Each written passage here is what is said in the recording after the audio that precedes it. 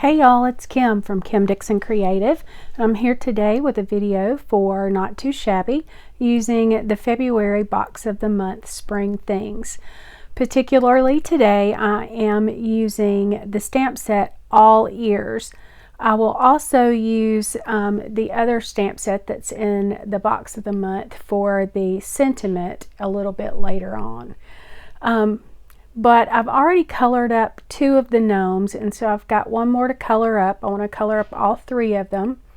And so I'm just going to stamp it here on some Copic friendly paper or cardstock with some ink on 3 blackout ink, which is Copic marker friendly. And I'm just going to color all these up with my various Copic alcohol markers. I don't have all Copic. I use some Nouveau alcohol markers. I'm slowly building up a stash of Copics, but it takes a little while. I'm not in a huge hurry to get all of them, or even a lot of them. So every few weeks I buy a set of 3 or something like that. So but I did leave in my coloring on this one little gnome bunny, and I did speed it up quite a bit though, so it won't take but just a few minutes to get this colored up. But in the meantime, last I checked, the box of the month is still available on the website, and you can go over there and grab it. There are a few of the items in the box that are available just individually. You can check those out as well. But the best deal is to go ahead and subscribe to get that box of the month. It's so worth it to do that. You know you're going to get that box of the month. You know you're going to get all of the goodies that come in it. And you don't have to stalk the website on the night that it comes out like I have done in the past. So, but anyway, I do go over there and check out the box of the month. And while you're there, check out some of the other new things that are in the shop. Jamie has things from Pink and Maine and all other different manufacturers over there. And so they're really awesome, and I'm going to leave a discount code in my description box below as well, so that's another little bonus that you can do.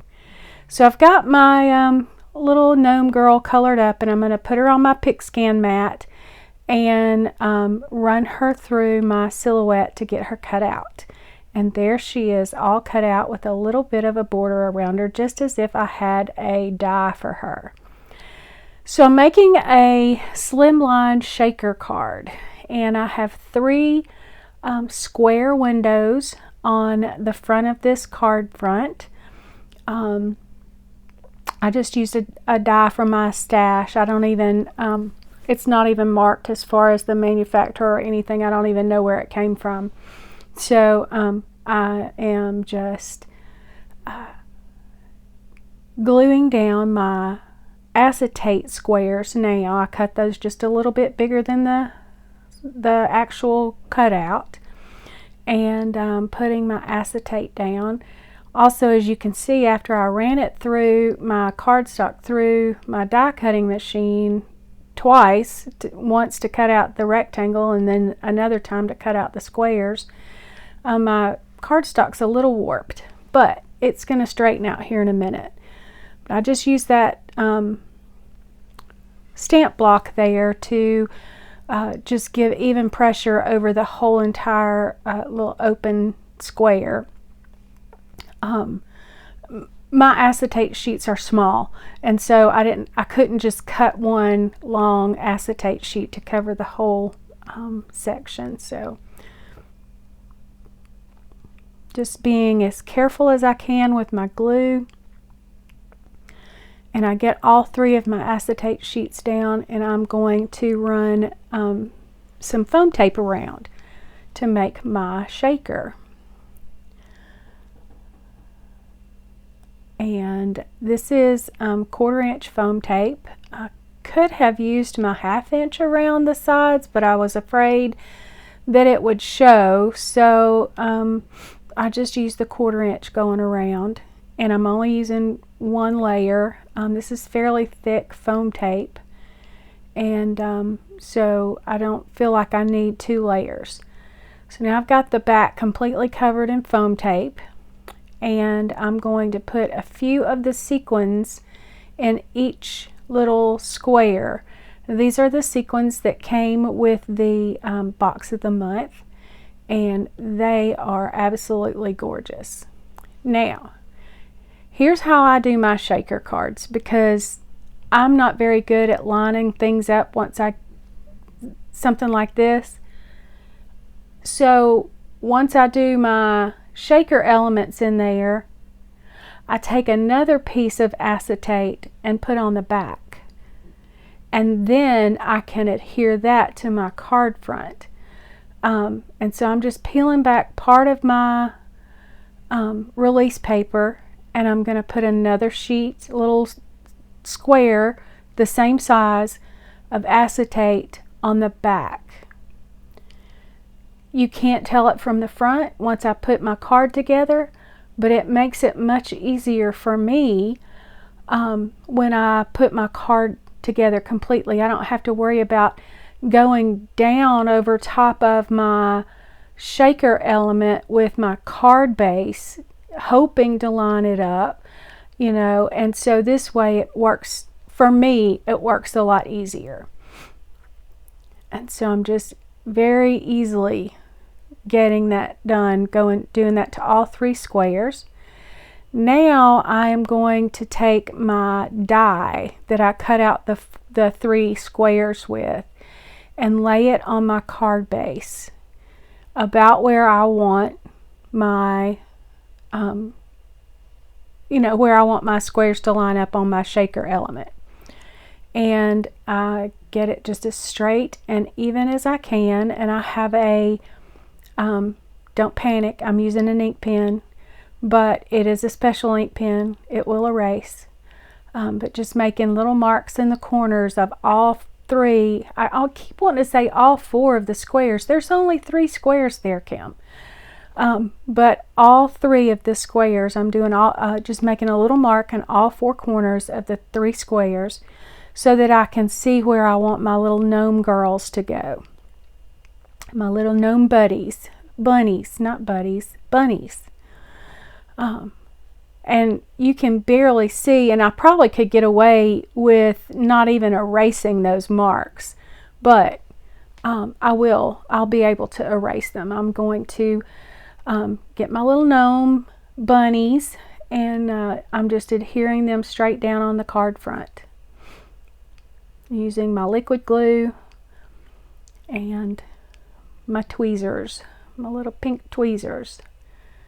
And I'm just going to kind of center that inside that square where I've marked the corners of that square. I'm going to glue all 3 of my little bunnies down.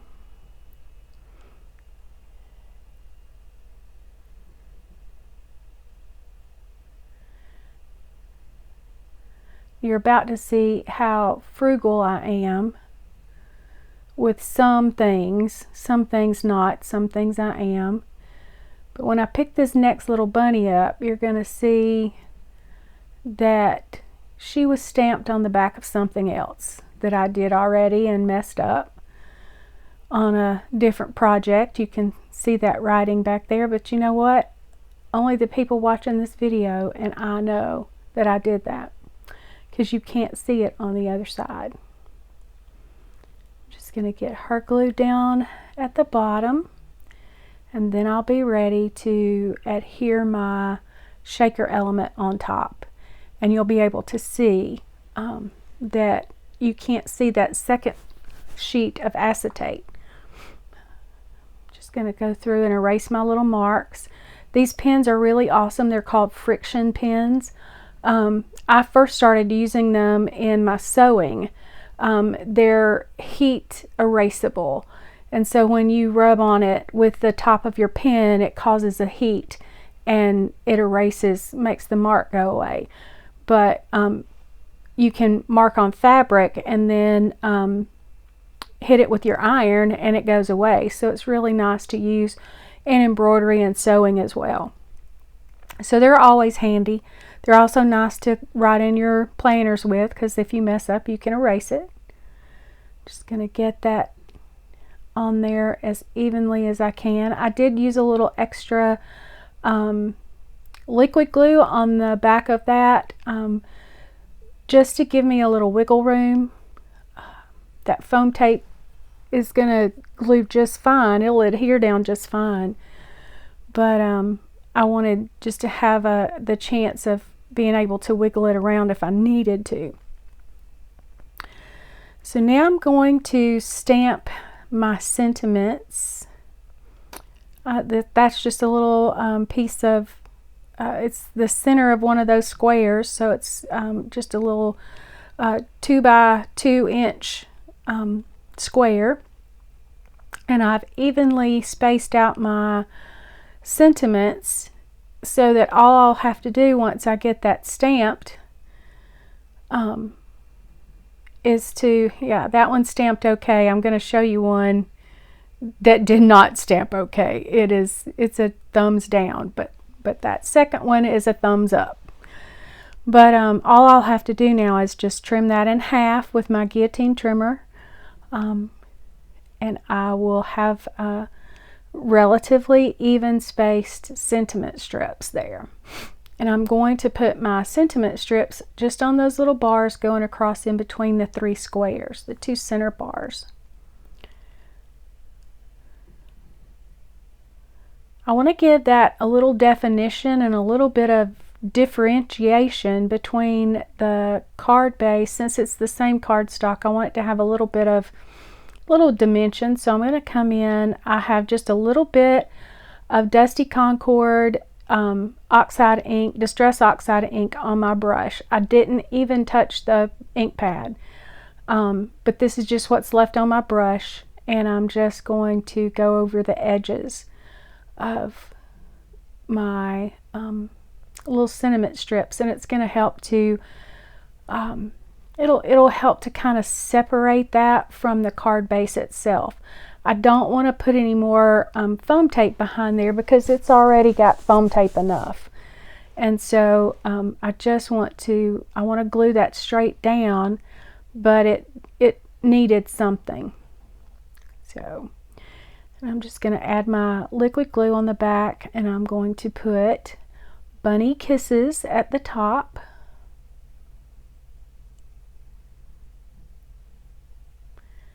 And then my next one is going to say Easter Wishes.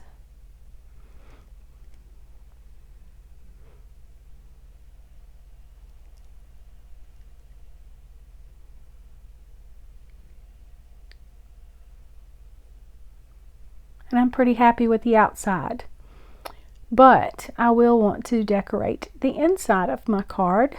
So I'm going to open it up, and I'm going to take that Dusty Concord Distress Oxide ink and take one of the Easter eggs from the stamp set